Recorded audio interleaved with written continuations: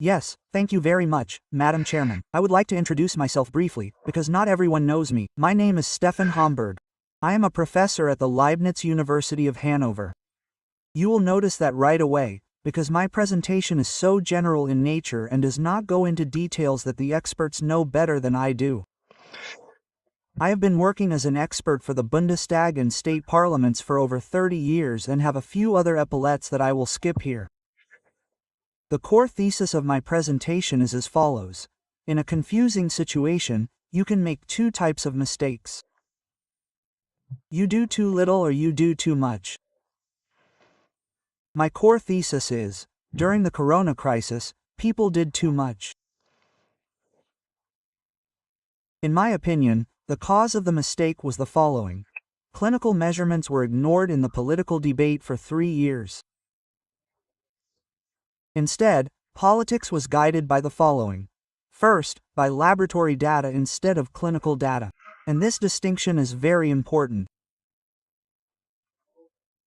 Hospital occupancy rates were not considered, but PCR values and model values, i.e. computer simulations, were used instead of actual measured values. This led to an overreaction. I want to show you 4 pieces of evidence for the theory of why the whole thing was an overreaction. The first piece of evidence is the occupancy of intensive care beds throughout Germany. These are all BMG data that I am showing you here. As you can see, from 2021 to 2025, intensive care units were always occupied at 85%, in line with the recommendations. Secondly, you can see a very noticeable under-occupancy in 2020. At that time, political interventions were basically banned, and as a result, many hospitals got into trouble. A subsidy program worth billions had to be set up to save the hospitals from the lack of patients. Nevertheless, around 20 hospitals had to close during this so-called pandemic. The most interesting thing in the graphic, however, is the dotted line at the bottom. The dotted line at the bottom shows the PCR-positive patients. Both those who have contracted COVID and those who were admitted due to blindness or a car accident, for example. You may recall that back then, everyone had to be tested upon admission, and if they tested positive, they were counted as a corona patient. This line at the bottom is dramatic, and the important thing is that the line at the top, which is clinically relevant and relevant for public health purposes, was basically never shown to television viewers or politicians.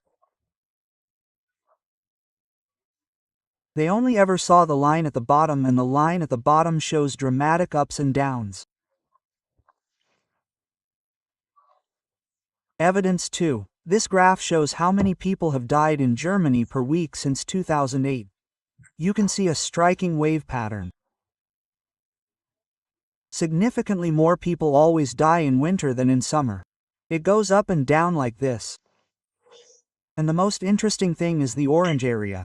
That is the WHO definition of a pandemic. If you look closely, you can only recognize a pandemic by its color. If you ignore the orange, you wouldn't see anything unusual.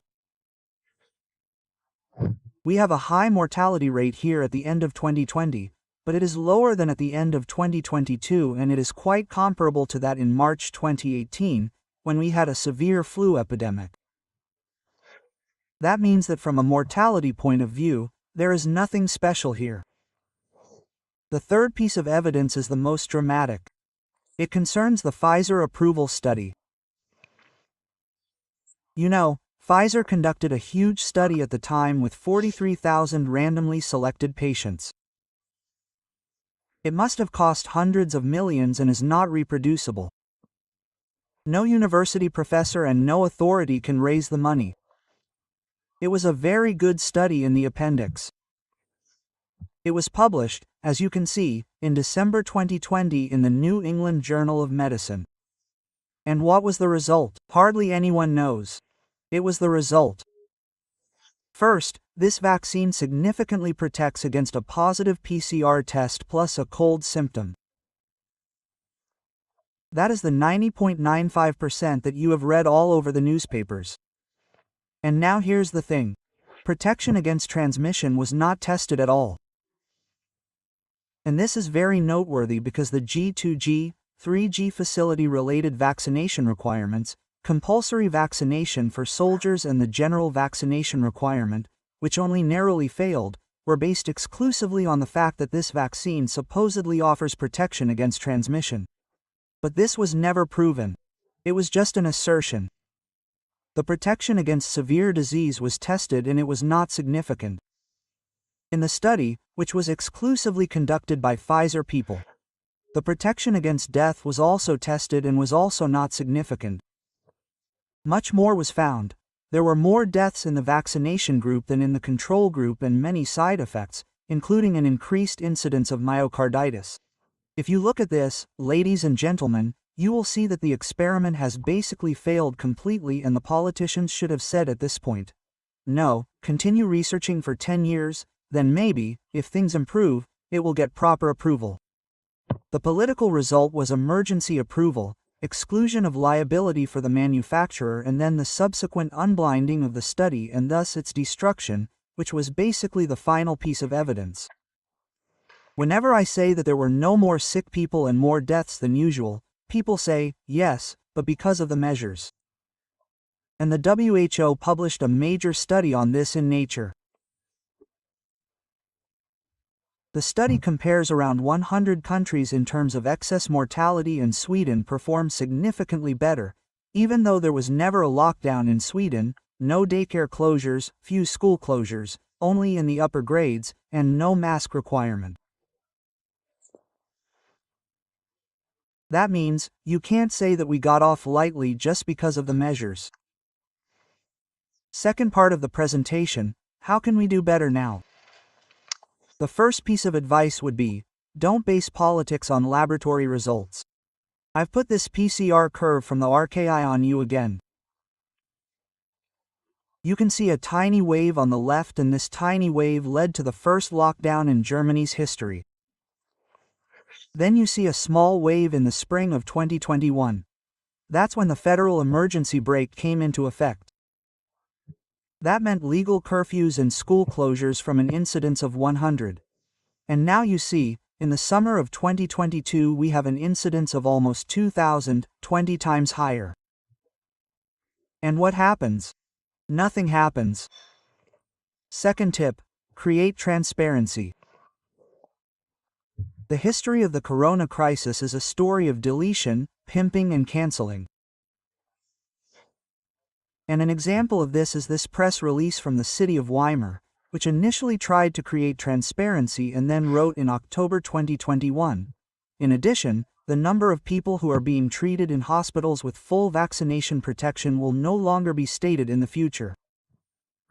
Lord Mayor Peter Kleine makes it clear. We want to be as transparent as possible in our reporting of figures.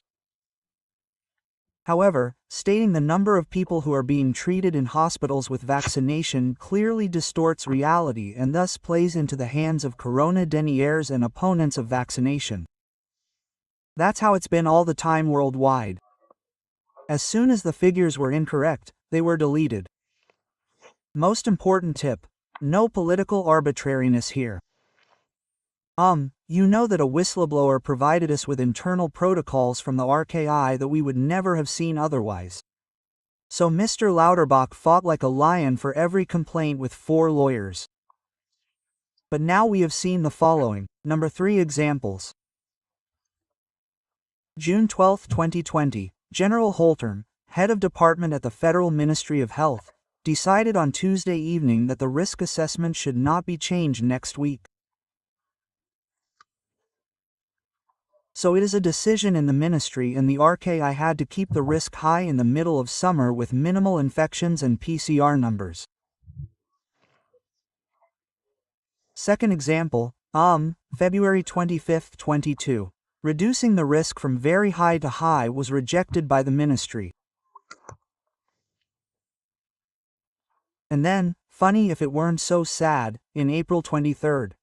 The minister declared the pandemic over at the beginning of April. The RKI probably found out about it from the newspaper.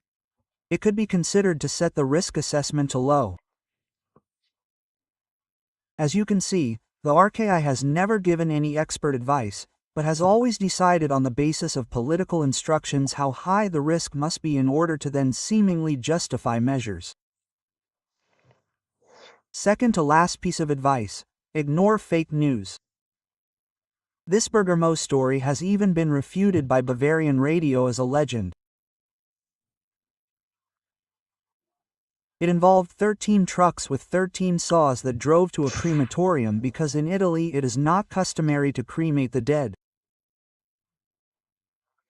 It is a Catholic country, but back then, if you remember, it was said that corona deaths are so dangerous that they cannot be buried, they have to be taken to the crematorium, and the capacities in Bergamo were overloaded, so the army helped out.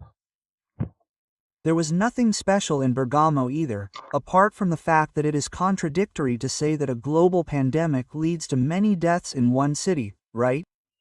That doesn't make any sense at all. My last piece of advice to you as members of Parliament, and with this I am following up on my two previous speakers. No matter what you write in the pandemic plan, follow it. Because you are looking at the National Pandemic Plan, Part 1. It contains decades of medical knowledge and was published by the RKI. And what was done with it? It was completely ignored. Read this National Pandemic Plan. Look for words like school closures, curfews, lockdowns. None of these were medically recommended. They were not in the WHO guidelines, nor were they in textbooks. They were simply decided by politicians. That is why you, as the state of Brandenburg, need to think carefully about point 6 of your pandemic plan. Do you really want to continue to follow the RKI in the future, or would you rather rely on your own judgment? After all, Brandenburg is actually very independent, has a constitution that was confirmed by the Fox vote, and has rejected the merger with Berlin. So why should you simply go along with what is being cooked up politically in Berlin instead of making your own decisions? Thank you very much for your attention. Thank you, Professor Dr. Homburg.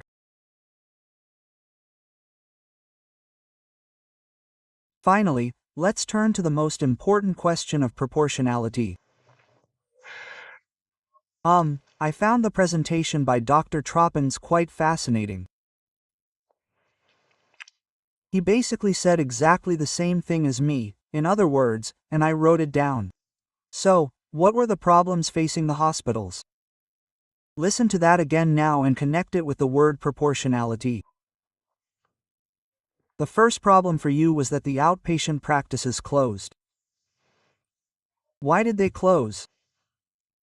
They closed out of fear, not for any real reason.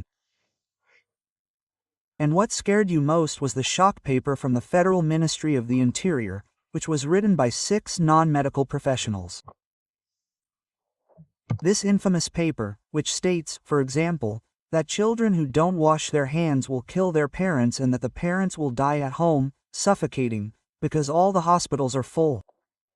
So it's a terrible piece of psychological creep. People were scared with it, which is why they were also afraid in the outpatient clinics. That would be a first example of disproportionality. Secondly, you said that keeping the clinics free caused you problems. These were cushioned by billions from the federal government, i.e. from the taxpayer, but nevertheless the political decision to simply no longer allow operations and to stick with it for months, even though we see that no patients are coming, was also disproportionate. Then they said they had problems because the employees could not find childcare. So these daycare closures were completely disproportionate and basically even worse for them than the school closures, I think. And then they said they lost employees who tested positive without symptoms, including those who were ill without symptoms. That was a disproportionate policy. That means that the hospitals would have been better off overall. Of course, indirectly also for the patients there, if there had been a special political response. Thank you very much.